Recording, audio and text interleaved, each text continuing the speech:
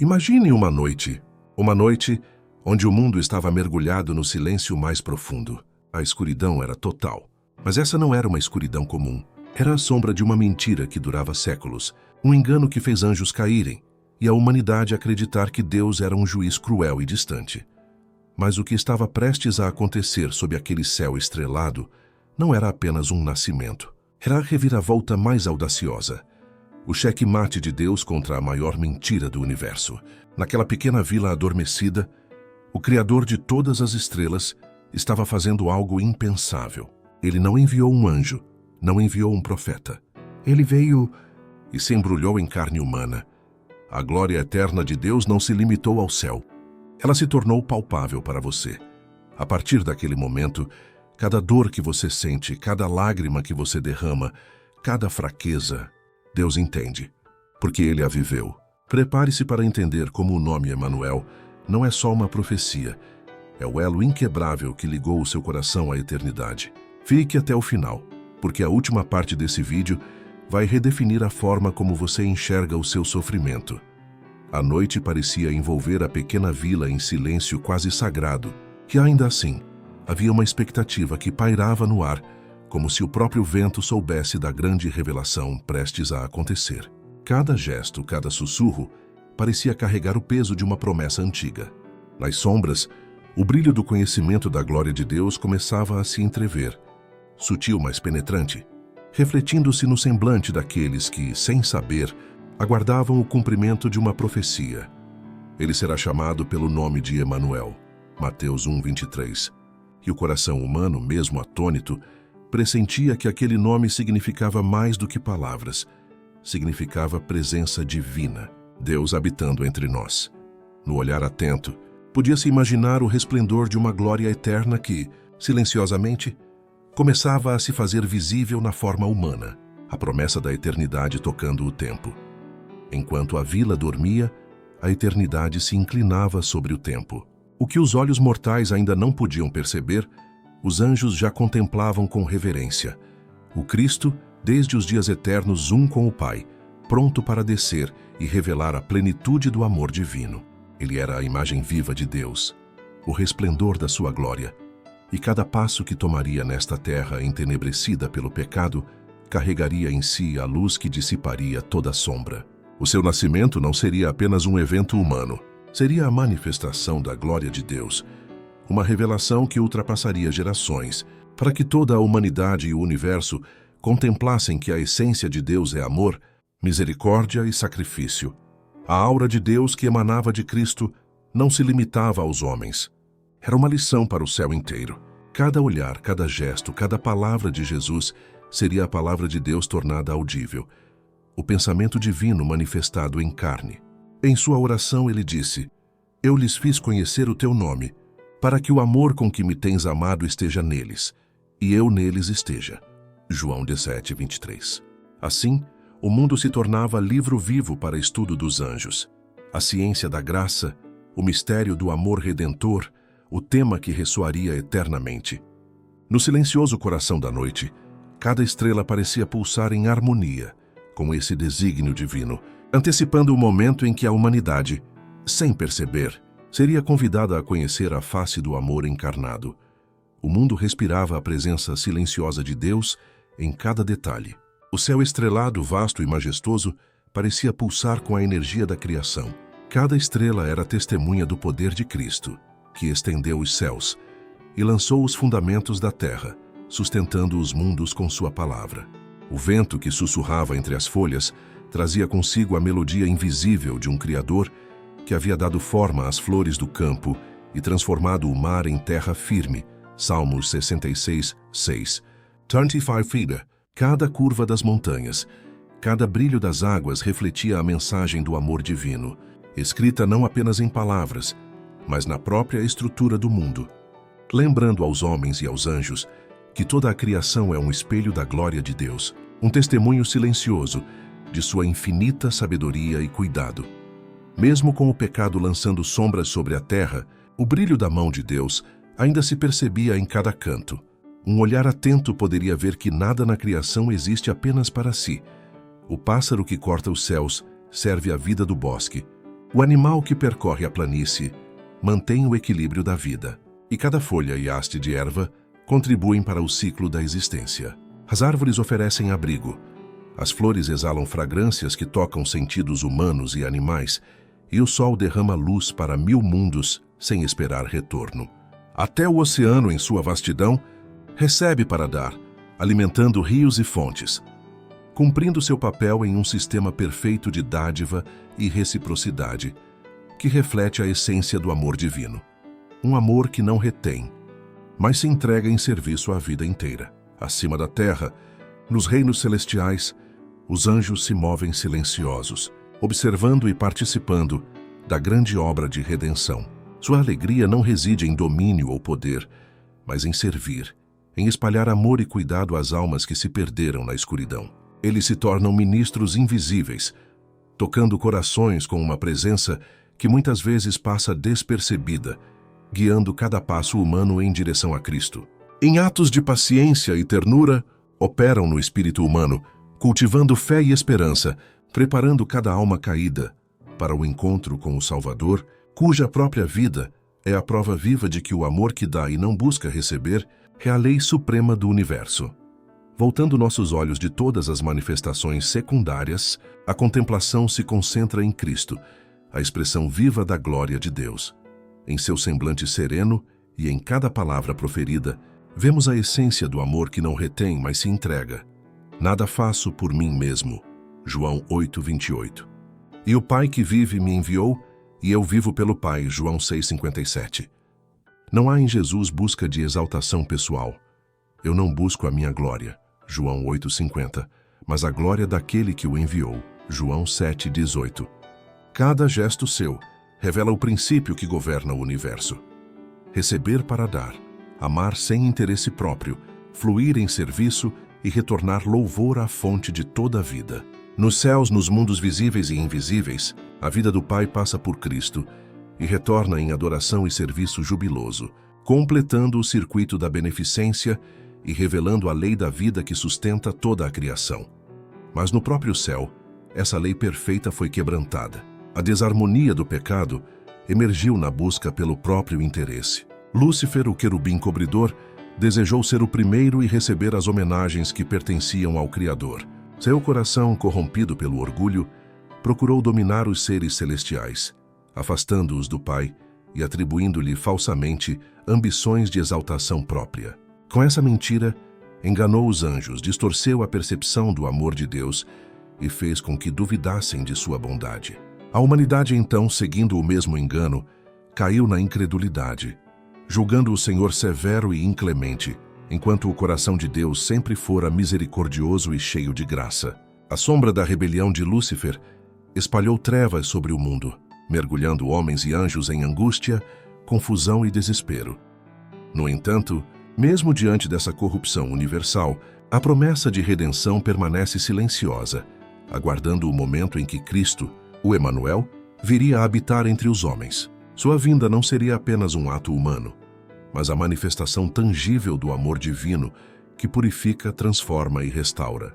Cada gesto, cada olhar, cada toque, seu seria uma revelação do Pai, ensinando que o verdadeiro poder não se impõe, mas serve, que a verdadeira glória não é buscada, mas compartilhada, e que na humildade do Filho encarnado, o caráter de Deus se tornaria compreensível até para os corações mais endurecidos. Mesmo em meio às trevas da miséria e da dúvida, o fio de luz do amor de Cristo começaria a se desenrolar, conectando o céu e a terra numa história de esperança, redenção e vida eterna. O mundo, mergulhado em trevas e confusão, refletia a obscuridade que nascera da má compreensão do caráter de Deus. As sombras da incredulidade e do engano estendiam-se sobre os corações humanos, tornando impossível que os homens voltassem espontaneamente ao Criador sem uma revelação viva e irresistível de amor. O poder de Satanás não poderia ser derrubado pela força, pois a força jamais poderia conquistar corações. O amor é a única chave que desperta outro amor. Para restaurar a ordem e a fé, Deus precisava de um agente que encarnasse plenamente sua glória e misericórdia, alguém capaz de demonstrar, em contraste com o orgulho e a mentira de Satanás, a profundidade do amor divino. Assim, sobre a negra noite do mundo, devia surgir o sol da justiça, prometendo salvação sob as suas asas. Malaquias 4:2. Iluminando não apenas a terra, mas os corações e os céus, testemunhando que o amor de Deus é soberano e vivificante. O plano da redenção não surgiu como reação à queda de Adão. Ele foi traçado desde a eternidade, como o desdobramento de princípios eternos que sustentam o trono de Deus. A apostasia de Satanás e a inevitável queda do homem já eram conhecidas, e o amor de Deus, profundo e previsor, planejou cada passo da salvação. Ele não criou o pecado, mas, prevendo-o, tomou providências para restaurar a ordem perdida e reconciliar o mundo consigo mesmo. O centro desse plano foi Cristo, o Filho unigênito, que seria entregue para que todo aquele que nele crê não pereça, mas tenha a vida eterna. João 3,16. Cada detalhe, cada gesto da encarnação, seria a expressão de um amor que supera o entendimento humano, um amor que se manifesta plenamente na humildade e na entrega voluntária de si mesmo para redimir o perdido, enquanto Lúcifer alçava seu orgulho aos céus, declarando: "Subirei ao céu acima das estrelas de Deus, exaltarei o meu trono. Serei semelhante ao Altíssimo." Isaías 14:13-14. Cristo, em contrapartida, escolhia o caminho da humildade. Sendo em forma de Deus, não teve por usurpação ser igual a Deus, mas aniquilou-se a si mesmo, tomando a forma de servo, fazendo-se semelhante aos homens. Filipenses 2:6, 7. Cada passo de sua encarnação seria um testemunho vivo. Enquanto o engano de Satanás buscava exaltação e domínio, o Filho do Altíssimo mostrava que o verdadeiro poder e glória se manifestam em serviço, sacrifício e amor que se dá totalmente. Em seu semblante humano, cada olhar, cada gesto, revelaria a bondade, a paciência e a infinita compaixão do Pai, desafiando a mentira e oferecendo ao mundo uma redenção que não poderia ser ignorada. Foi um sacrifício voluntário, pleno e consciente. Jesus, com todo o esplendor do céu à disposição, poderia ter permanecido ao lado de seu Pai, mantendo sua glória intocada e as homenagens eternas dos anjos. No entanto, ele escolheu descer do trono do universo, entregando o cetro em mãos do Pai, para trazer luz aos corações mergulhados em trevas e vida aos que se encontravam à beira da perdição. Cerca de 2000 anos atrás, uma voz ressoou do trono de Deus carregada de significado eterno. "Eis aqui venho. Sacrifício e oferta não quiseste, mas corpo me preparaste. Eis aqui venho, no rolo do livro está escrito de mim, para fazer, ó Deus, a tua vontade." Hebreus 10:5-7. Cada palavra prenunciava a encarnação, o momento em que o Deus eterno assumiria a fraqueza da carne humana para tornar-se acessível aos homens. Para que pudéssemos contemplar sua presença sem perecer, a glória de Cristo foi velada. A divindade do Filho, infinita e majestosa, ocultou-se na forma humana, o resplendor do céu envolto em simplicidade terrena. Desde Moisés, os símbolos prefiguravam esse mistério. A sarça ardente, humilde e sem atrativos aparentes, abrigou o infinito, permitindo que o líder de Israel olhasse sem morrer. A coluna de nuvem de dia e de fogo à noite guiava o povo, revelando a vontade divina, mas restringindo a magnitude de sua glória à percepção humana. Assim, Cristo veio no corpo abatido. Filipenses 3:21. Semelhante aos homens, sem beleza para atrair a cobiça, mas refletindo a luz celestial escondida em simplicidade terrena, para que corações aflitos pudessem se aproximar sem temor. Deus ordenou a Moisés: "E me farão um santuário, e habitarei no meio deles." Êxodo 25:8. Assim, durante a peregrinação no deserto, a presença divina acompanhava Israel, visível apenas nos símbolos que resguardavam a plenitude de sua glória. Cristo, ao encarnar, estabeleceu seu tabernáculo no meio da humanidade, vivendo ao lado de homens e mulheres, tornando-se íntimo de suas dores, alegrias e necessidades. O Verbo se fez carne e habitou entre nós, e vimos a sua glória como a glória do unigênito do Pai, cheio de graça e de verdade. João 1:14. Cada gesto, cada olhar, cada toque de sua vida humana refletia o caráter divino, convidando os homens a conhecerem o amor, a misericórdia e a graça do Pai, que se revelava na vida do Filho entre nós, palpável, tangível e eternamente transformadora.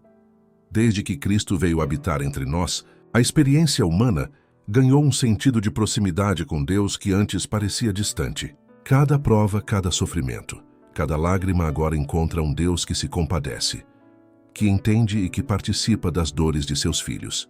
Em toda a manifestação de sua vida terrena, na doutrina da graça, nas promessas de alegria, nos atos de misericórdia, no toque consolador sobre os aflitos, vemos o cumprimento da profecia. Eis que o Emanuel, Deus conosco. Mateus 1:23. A presença de Cristo não era apenas espiritual ou simbólica, era tangível, real, viva, mostrando que o Criador não está distante do sofrimento humano, mas profundamente envolvido. Amigo dos pecadores, médico das feridas da alma, fonte de esperança em meio à desesperança. Satanás, entretanto, continuava seu engano, apresentando a divina lei de amor como impossível de ser obedecida, como um fardo impossível para a humanidade. Ele distorce a verdade, fazendo com que o pecado e o sofrimento pareçam obra de Deus quando, na realidade, são frutos de rebelião e desobediência. Para dissipar essa mentira, Jesus assumiu a nossa natureza, tornando-se semelhante a nós em tudo, passando pelas mesmas provações, enfrentando a mesma tentação. Convinha que em tudo fosse semelhante aos irmãos. Hebreus 2:17. Cada dificuldade, cada dor que enfrentamos, já foi experimentada por Cristo, de modo que Ele pudesse ser nosso exemplo perfeito e nossa fortaleza em cada batalha espiritual e emocional. Assim, Cristo foi tentado em tudo como nós. Hebreus 4:15. Enfrentando cada provação sem recorrer a privilégios divinos em benefício próprio, demonstrando que a lei de Deus é obedecível quando se depende da força que Ele concede. Ele disse: Deleito-me em fazer a tua vontade, ó Deus meu. Sim, a tua lei está dentro do meu coração. Salmos 40:8. Enquanto caminhava curando enfermos, confortando os desamparados e libertando cativos, manifestava aos homens a verdadeira natureza do amor divino e do serviço a Deus. Sua vida tornou evidente que a obediência não é apenas possível, mas fonte de liberdade e alegria, provando que a lei do céu é vida para aqueles que a abraçam com fé. Por sua humanidade, Cristo estava profundamente ligado à experiência humana. Por sua divindade, permanecia firmemente estabelecido no trono de Deus. Como Filho do homem, Ele nos ofereceu um exemplo perfeito de obediência. Como Filho de Deus, concede-nos a força para obedecer. No Monte Horebe, ao falar a Moisés, disse: Eu sou o que sou. Assim dirás aos filhos de Israel: Eu sou me enviou a vós. Êxodo 3:14. Penhor da libertação do povo e prefiguração da redenção que viria. Assim, ao encarnar-se, Cristo declarou ser o Eu Sou.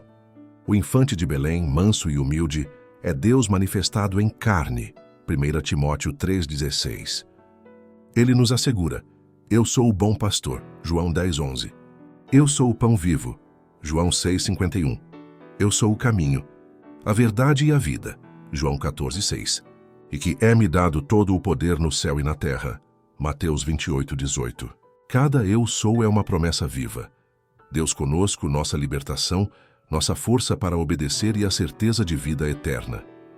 Ao assumir a humanidade, Cristo revelou um caráter diametralmente oposto ao de Satanás. Sua descida à terra foi uma humilhação voluntária e profunda. Achado na forma de homem, humilhou-se a si mesmo, sendo obediente até a morte e morte de cruz. Filipenses 2:8. Como o sumo sacerdote vestia-se com simplicidade para ministrar, Cristo tomou a forma de servo, tornando-se ao mesmo tempo sacerdote e vítima. Ele foi ferido pelas nossas transgressões e moído pelas nossas iniquidades. O castigo que nos traz a paz estava sobre ele. Isaías 53:5. Cada ferida, cada dor suportada, testemunhava a justiça do amor divino, refletindo a plenitude da graça que nos é oferecida. Cristo foi tratado como nós merecíamos, embora não tivesse pecado. Ele suportou a condenação que nos cabia para que pudéssemos ser justificados por sua justiça. Morreu a morte que nos pertencia, para que recebêssemos a vida que lhe era de direito. Pelas suas pisaduras fomos sarados. Isaías 53:5. Cada passo de sua vida terrena, cada sofrimento, cada lágrima e ferida, tinha o propósito de restaurar o humano à comunhão com Deus. Em sua humildade e obediência extremas, Cristo abriu o caminho para que toda alma que se achega a Ele encontre graça, perdão e força para caminhar na luz, transformando o desespero da humanidade em esperança viva e inabalável. Pela vida e morte de Cristo, mais do que restaurar o que o pecado havia destruído, ele criou um vínculo eterno entre a humanidade e Deus. Satanás desejava separar-nos para sempre do Criador, mas ao assumir nossa natureza, Cristo ligou-se a cada ser humano por um laço inquebrantável, que jamais poderá ser rompido. Assim, Deus amou o mundo de tal maneira que deu o seu Filho unigênito, João 3,16, não apenas para carregar nossos pecados, mas para se tornar integrante da família humana, assegurando que o plano de paz e salvação seria eterno. Cada gesto do Filho encarnado, desde o primeiro choro do menino em Belém até sua obediência à cruz, simbolizava a união do céu com a terra, a presença viva do amor divino entre os homens, confirmando que a promessa de redenção não é transitória, mas imutável. Na pessoa de Cristo, Deus adotou a natureza humana e a elevou ao trono celestial. Ele é o Filho do homem, que partilha do poder do universo e cujo nome ecoa promessas eternas. Maravilhoso Conselheiro, Deus Forte, Pai da Eternidade, Príncipe da Paz. Isaías 9:6. O Eu Sou tornou-se o árbitro entre Deus e a humanidade, santo, inocente, imaculado, separado dos pecadores. Hebreus 7:26. E ainda assim, tão próximo que não se envergonha de nos chamar irmãos. Hebreus 2:11. Cristo glorificado é nosso irmão, tornando o céu presente na vida humana e envolvendo toda a humanidade no seio do infinito amor divino, um elo que atravessa a eternidade, unindo o finito ao infinito, a terra ao céu, o homem ao Criador. O desfecho dessa redenção é a exaltação eterna do povo de Deus, representada como pedras preciosas na coroa da terra. Como as pedras de uma coroa, eles serão exaltados na sua terra, porque quão grande é a sua bondade e quão grande a sua formosura. Zacarias 9:16-17. Essa exaltação testemunhará eternamente a misericórdia de Deus e as abundantes riquezas da sua graça. Efésios 2:7. Assim, a multiforme sabedoria de Deus seja conhecida dos principados e potestades nos céus, segundo o eterno propósito que fez em Cristo Jesus, nosso Senhor. Efésios 3:10-11. Cada vida redimida, cada coração restaurado, será um reflexo contínuo do amor divino, perpetuando o cântico de louvor e gratidão que ecoará por toda a eternidade, demonstrando que o plano de Cristo não apenas salva, mas une a humanidade ao próprio Deus, tornando-nos participantes da glória celestial. Por meio da obra redentora de Cristo, todo o governo de Deus é plenamente justificado. O Onipotente, revelado em seu caráter de amor, mostra-se como o Criador que não deseja o sofrimento, mas a vida, a restauração e a união com seus filhos. As acusações de Satanás são dissipadas, pois a fidelidade e o sacrifício de Cristo provam que a rebelião jamais prevalecerá novamente. O pecado, uma vez derrotado na cruz, não poderá mais invadir o universo. Homens e anjos se encontram agora ligados ao Criador por laços indissolúveis, frutos do amor que Cristo demonstrou, assegurando que a segurança eterna de todos os seres redimidos está garantida. A redenção completa e perfeita confirma que o amor e a justiça de Deus caminham juntos, triunfando sobre toda adversidade e desobediência. Onde outrora abundou o pecado, agora superabunda a graça de Deus. O próprio planeta, reivindicado por Satanás como seu domínio, não apenas será redimido, mas elevado a um lugar de honra e glória. Nosso mundo, marcado pela mancha do pecado, será o cenário da maior manifestação de amor e poder de Deus, pois foi aqui que o Filho encarnado habitou, sofreu e morreu. Cada passo de sua vida terrena, cada lágrima e cada sacrifício deixou um selo eterno sobre a terra. Quando a restauração final ocorrer, este planeta será o tabernáculo vivo de Deus com os homens, cumprindo a promessa. Com eles habitará, e eles serão o seu povo, e o mesmo Deus estará com eles, e será o seu Deus. Apocalipse 21:4. Ao longo de séculos incontáveis, os remidos caminharão na luz de Cristo, conhecendo e experimentando a plenitude do amor que os uniu a Ele. Cada coração, cada vida restaurada, será um louvor vivo ao infinito dom de Deus, a eterna confirmação de Emanuel, Deus conosco. A história da salvação, desde a queda de Adão até a vitória definitiva sobre o pecado, culmina nesta verdade sublime, que o Salvador veio, que sofreu e venceu, e que seu amor eterno permeia todo o universo. Na eternidade, homens e anjos se encontrarão unidos, testemunhando a fidelidade e a graça infinita do Criador, celebrando a presença contínua do Deus que, por amor, não apenas habita entre nós, mas nos chama a sermos eternamente seus. A história de Emanuel, o Deus conosco, é a prova viva de que a ponte entre o finito e o infinito foi finalmente construída. Já não existe separação. Em Cristo, o céu se uniu à terra, e o universo inteiro pôde compreender a verdade suprema. O governo de Deus é justificado pelo amor. Satanás tentou erguer muros, mas a obediência e o sacrifício de Jesus edificaram uma ligação eterna. Um vínculo que nem o tempo, nem a morte, nem o inferno podem romper. Você faz parte dessa história divina. Sua vida, redimida e restaurada, é a evidência viva da vitória que triunfou onde o pecado tentou reinar. Se essa mensagem tocou o seu coração, e você compreende agora a profundidade do amor de Deus revelado em Jesus, eu te convido a fazer 3 coisas simples. Dê o seu like.